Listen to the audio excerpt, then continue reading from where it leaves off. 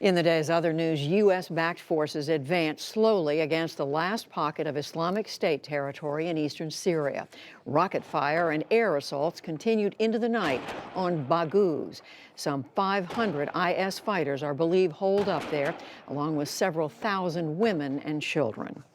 An Iranian court has reportedly issued a verdict in the case of a detained American, Michael White.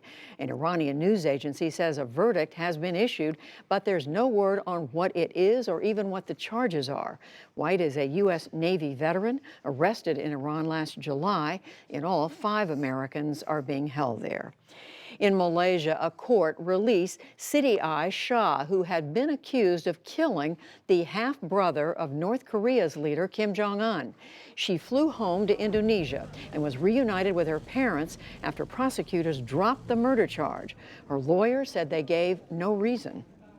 Siti Aisyah has been discharged from the court today, and we are grateful that the public prosecutor has in fact come to this conclusion, because we still truly believe that she is merely a scapegoat and she is innocent.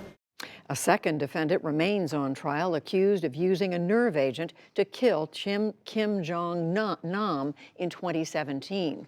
The defense says the 2 women thought they were part of a prank that was actually organized by North Korean intelligence.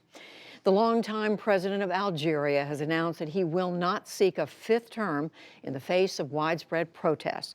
Abdelaziz Bouteflika had initially said he would run again. That prompted widespread demonstrations in recent weeks as crowds demanded that he give up power after 20 years in office. Today's announcement delays the April election and calls for a special body to write a new constitution. Schools and businesses across Venezuela were forced to close again today as much of the country remained blacked out. A power station explosion in Caracas added to the misery for people who have been living without electrical power since Thursday. Horrible. Que me volvía loca, sin agua, sin luz. Friday, Saturday, and Sunday were horrible. I was going crazy with no water, no electricity. For God's sake, how long are we going to continue like this? The government does not want to accept that it's their fault because they have to carry out maintenance, and for years they have not done this. In Washington, Secretary of State Mike Pompeo rejected the Venezuelan government's claims that the U.S. is behind the blackout. Britain's Prime Minister Theresa May traveled to Strasbourg, France tonight in a bid to salvage her Brexit plan. She's hoping for concessions from the European Union before the House of Commons votes on a plan that it rejected once already. The vote is tomorrow. The scheduled date for Brexit is March the 29th. Back in this country, Democrats announced that Milwaukee will host their presidential nominating convention next year. The city won out over Houston and Miami. Republicans have already picked Charlotte, North Carolina, for their 2020 convention.